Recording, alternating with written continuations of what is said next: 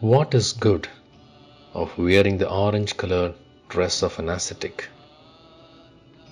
What is there in the dress? The orange dress brings with it pure associations.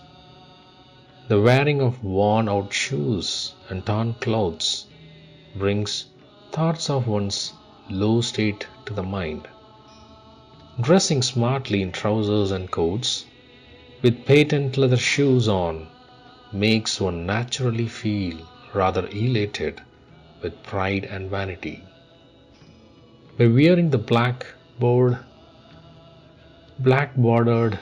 dhoti of fine muslin, one feels impelled to be lively and to sing love songs, perhaps.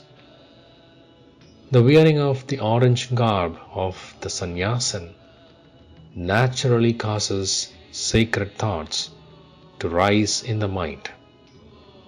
Every kind of dress has its own associations, although dress in itself has no special significance.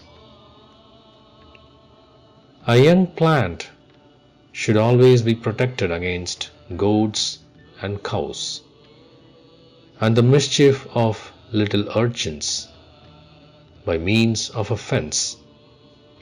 But when it becomes a big tree, a flock of goats or a herd of cows can freely find shelter under its spreading boughs and fill their stomachs with their leaves. So when your faith is yet in its infancy, you should protect it from the evil influences of bad company and worldliness. But when you grow strong in faith, no worldliness or evil inclination will dare approach your holy presence, and many who are wicked will become godly through their holy contact with you.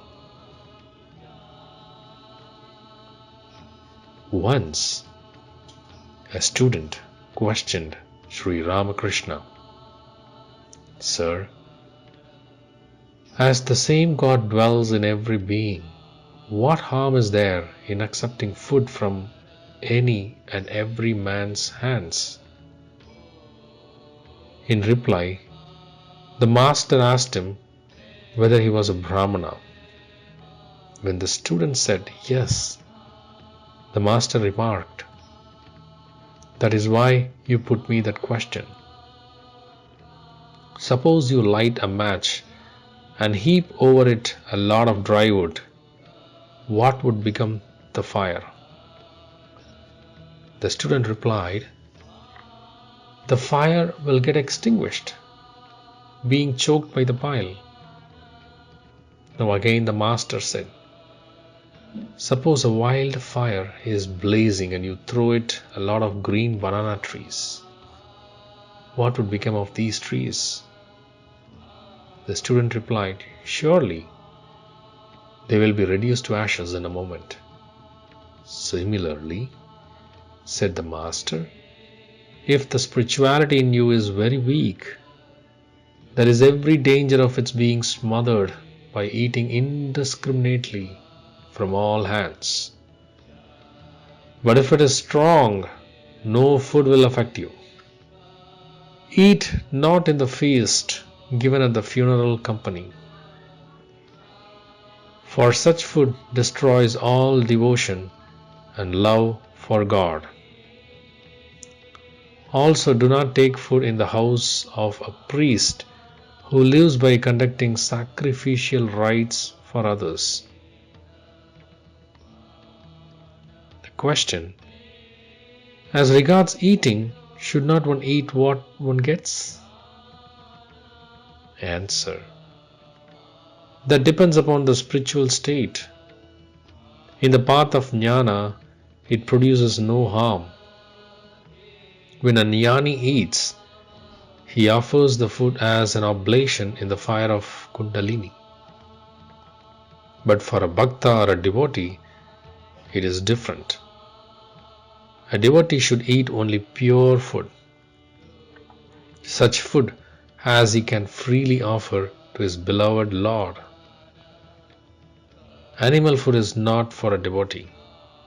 At the same time, I must say that if a man loves God, even while living upon pork, he is blessed, and wretched is he who lives on milk and rice or any other vegetarian food, but whose mind is absorbed in women and gold. He who eats simple, non-stimulating vegetable food, but does not desire to attain God, for him that simple food is as bad as a beef. But he who eats beef and desires to attain God, for him beef is as good as the food of the gods. Eat to your satisfaction in the day, but let your meal at night be light and small in the quantity. That food alone should be taken by the devotee which does not heat the system or unsettle the mind. The question: how is one to conquer the love of the body? The answer: the human frame is made up of decaying matter. It is a collection of flesh, bone marrow, blood, and other unclean substances subject to putrefaction. By such constant analysis of the body, one's love for it vanishes. One does not care for the cage when the bird has flown away from it, and when the bird of the life flies away, no one cares for the body left behind.